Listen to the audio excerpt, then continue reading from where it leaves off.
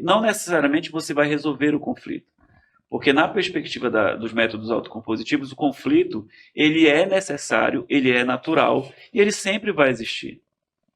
Você Certo? não tem necessidade de mediar também. E o conflito, não teria necessidade do judiciário, porque não tem conflito para... E o que a gente trabalha assim, na questão da compreensão dessa dinâmica do conflito, do que é o conflito, o papel dele é que o conflito ele é muito benéfico. Positivo. Ele é positivo. Na verdade, ele é uma oportunidade, se tu fores ver.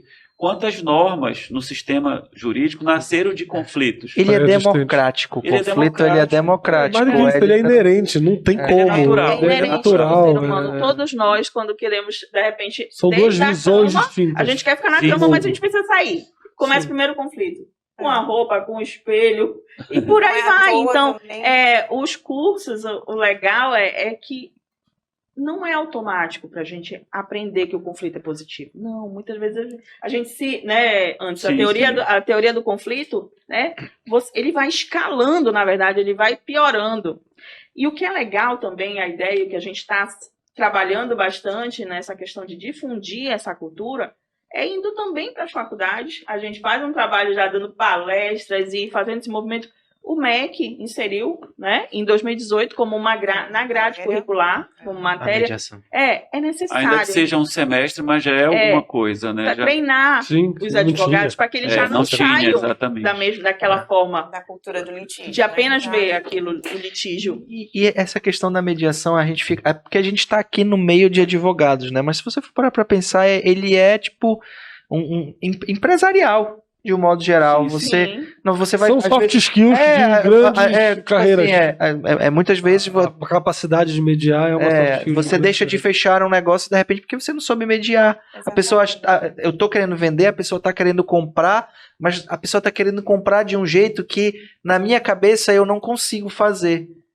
E aí o cara perde o negócio porque ele não consegue os caminhos, né, de uma mediação para se chegar lá. Você foge de sentimentos e reações que são muito humanas, muito... Exatamente, é aí que a mediação são vai muito no fundo. Naturais, assim, muitas vezes afloradas, e você precisa controlar isso também, essa coisa humana de ganhar a disputa, sabe? E aí tu vais ter N técnicas, certo? E escolas, né, também da mediação que vão te oferecer instrumentos, né, ferramentas, para poder justamente numa sessão você saber trabalhar. E o que é legal? Se chegar ao final e as pessoas entenderem que não tem como acordar alguma coisa, ok, cada um segue o seu caminho. Tem outras formas. A pessoa já sai com aquilo ali mais bem trabalhado, porque ela não passou pela experiência de simplesmente perguntar se tem acordo ou não, que a gente tanto critica, né? Só contemplando aqui a pergunta do Gustavo, que foi muito interessante, chegar ali numa mesa e perguntar, tem acordo, é a primeira lição do curso. De não fazer. Não se faz isso, porque se você pega e dizer, não, acabou. Ninguém está preparado para ter um acordo. Porque a parte autora movimentou seu advogado, o réu, a empresa, preposto, movimentou tudo para chegar uma pessoa e te perguntar, tem acordo? Acabou. Está todo mundo armado. Ou seja, a resposta já está aparecendo, né? Não é, Gustavo, não é por aí. Ele quer que você diga não, ele tá ali, diz não, porque eu só quero fazer a minha ata e... A minuta da ata já está pronta. Seja no judicial ou no extrajudicial, ele precisa, seja conciliador, mediador, ele precisa ter uma preparação de tudo isso que a gente está conversando. Para ele saber... Eles estão passando por essa capacitação, os novos mediadores e os novos conciliadores judiciais, eles estão recebendo essa capacitação para não reproduzir esse modelo que nós convivemos de juizado. De tem acordo, não tem... Eu já tive a oportunidade, como advogado, de participar de audiência de conciliação no juizado, e o conciliador trabalhou as ferramentas e tal, dava até um orgulho de ver assim, as coisas acontecendo. Não foi meu aluno, mas assim, de ver as coisas acontecerem e tal. E eu lembro que uma dessas audiências eu estava doido para ir embora já, né? Aí quase que eu banco o advogado chato, né? Dizer assim, mas assim, terminou a audiência e tal, a sessão de conciliação, aí assinamos e tal, tudinho. Aí eu parabenizei o rapaz, né? Porque assim, eu vejo que é isso, é você começar massificar. Nós mesmos também somos tentados a voltar para o conflito. É humano, isso é uma coisa humano. muito selvagem nossa, assim, eu de recentemente querer ter razão. Recentemente teve um cliente que me ligou, né, queria que tirasse a guarda da filha, da mãe, né? A filha está com a mãe, estaria, segundo ele, na avaliação dele, em vulnerabilidade e tal, e ele queria tirar a filha. Aí eu disse, vem cá, passei quase 1 hora com ele no telefone. Eu disse assim, vem cá, tu já conversaste com ela diretamente sobre as tuas preocupações, o que está te deixando angustiado? Né? Aí ele perguntou, né? Não, eu já conversei com ela, inclusive ela uma vez deixou, durante a pandemia, a minha filha passar 1 ano aqui comigo. Eu disse, cara, tu tens uma oportunidade gigante de resolver isso daí, que tu não precisas nem judicializar. Então, eu passei 1 hora com ele no telefone, ou um pouco mais.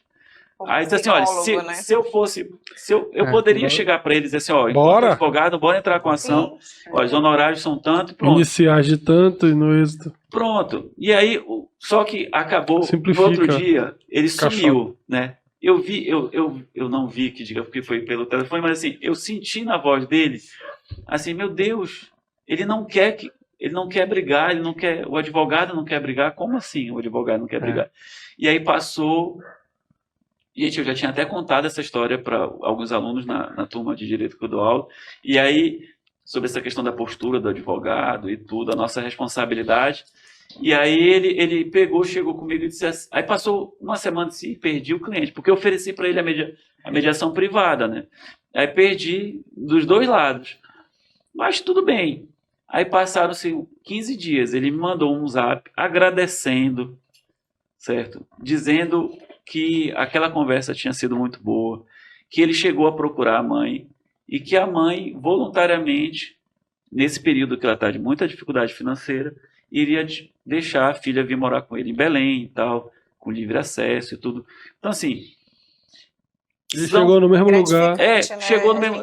Isso é muito interessante, porque são novas habilidades que o advogado precisa buscar, no nosso entender, certo? E aí entra também no... Anderson, mas aí tu perdeste dinheiro. Ok, a gente precisa aliar essas habilidades também com a questão do retorno financeiro. Que isso é possível, você estabelecer uma remuneração pela atuação como advogado ou como mediador, pelo trabalho também que você faz prévio, né? Nós não temos o hábito de cobrar, por exemplo, consulta aqui em Belém. Quantos escritórios cobram consulta jurídica, né, na prática? Principalmente se a pessoa estiver começando a advogar.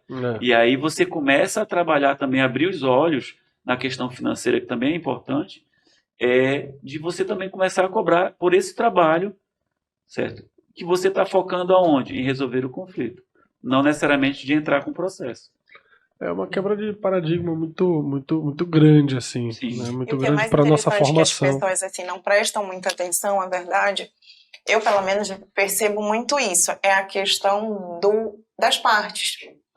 O que as partes querem, na verdade, elas têm aquele receio de estar na frente do juiz. Ali na frente do juiz você não consegue conversar com a outra parte, que de repente elas precisam dessa oportunidade.